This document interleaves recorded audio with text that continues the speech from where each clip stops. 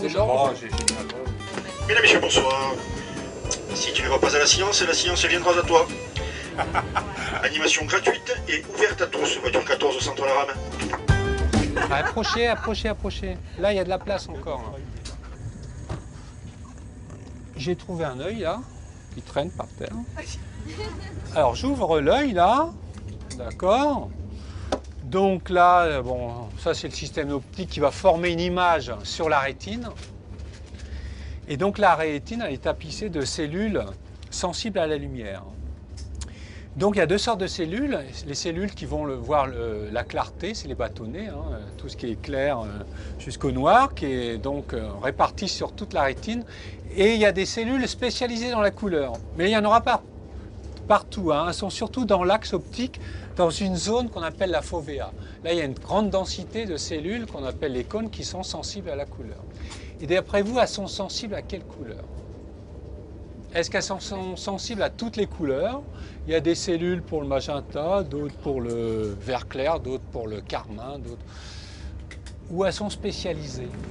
Je pense qu'elles sont spécialisées. Voilà, dans quelle couleur? Ben justement, tendance à... L'œil, il est sensible à la lumière. J'aurais tendance à dire les rouges, vert, bleu, mais exactement.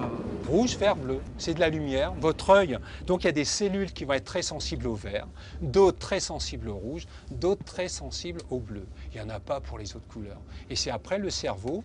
Il n'y a pas de cellules pour le jaune, par exemple. Alors comment on voit du jaune? C'est lorsque les cellules rouges et vertes sont excitées. Le cerveau, lui, va vous donner la sensation de jaune. Quand elles sont toutes excitées, rouge, vert, bleu, donc ça va faire du blanc, ainsi de suite. Quand aucune n'est excitée, ça fait du noir. Et donc les couleurs intermédiaires sont captées par ces cônes-là qui sont sensibles. C'est ça hein, qui va faire le lien entre toutes les couleurs, dans le rouge, dans le vert, dans le bleu. Et les daltoniens, ils ont des problèmes à ces cellules? Voilà, donc c'est les cellules rouges et vertes, par exemple, qui ne sont pas différenciées, qui sont aussi bien excitées l'une que l'autre. Donc évidemment, là, il y a un petit souci, là. D'accord? Pour voir des couleurs, quand on est gamin, on fait ça. Hein. On ferme les paupières et on appuie. Puis vous allez voir, il y a tout. Alors là, c'est très psychédélique. Hein.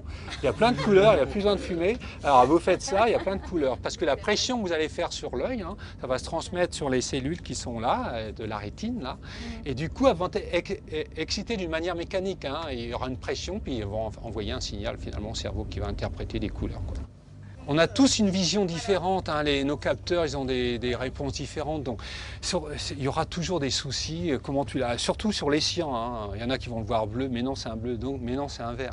Donc on a chacun nos réponses, hein, et, voilà, nos sensations, donc mettre tout le monde d'accord sur la lumière et les couleurs c'est très dur. C'est ce qui fait que quand on est gamin, on est vachement plus sensible à une couleur en particulier, il y a une couleur qui nous...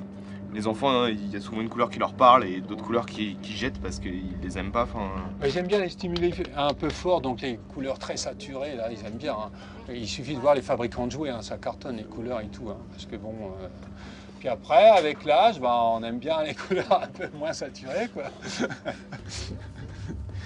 Par exemple, les Esquimaux, eux, ils vivent dans un monde de blanc. Et donc, ils ont des milliards de mots pour décrire un blanc.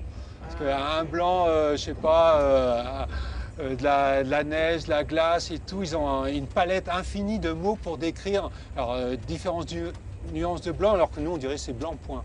Donc en fonction de la température, de la cristallisation et tout. Donc eux, ils vivent dans cet univers-là, donc ils vont développer un sens très fort pour différencier différents blancs. Donc c'est culturel, hein, bien sûr. Comme l'Amazonie avec le vert. Voilà, ouais, tout à fait. Ah, ouais. C'est un apprentissage, hein, la couleur. Alors, une question là, juste au niveau de l'évolution. Pourquoi nous, on voit très bien du rouge au bleu et pourquoi c'est pas décalé plutôt? Qui sait quand c'est une histoire d'évolution il y a des millions d'années. On est plutôt des animaux de jour. On était sous l'eau, d'accord? Et dans l'eau, qu'est-ce qui pénètre bien dans l'eau? C'est ces couleurs-là. L'infrarouge, il est stoppé par l'eau et l'ultraviolet aussi. Donc la vie qui s'est adaptée, c'est adapté à la lumière qui passait dans l'eau. Hein. Et donc quand elle est sortie de l'eau, pareil, on a gardé ces qualités-là.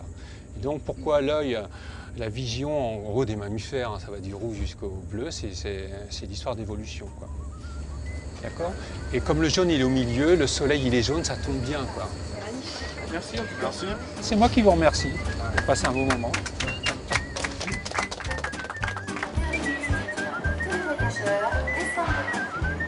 Assurez-vous de n'avoir rien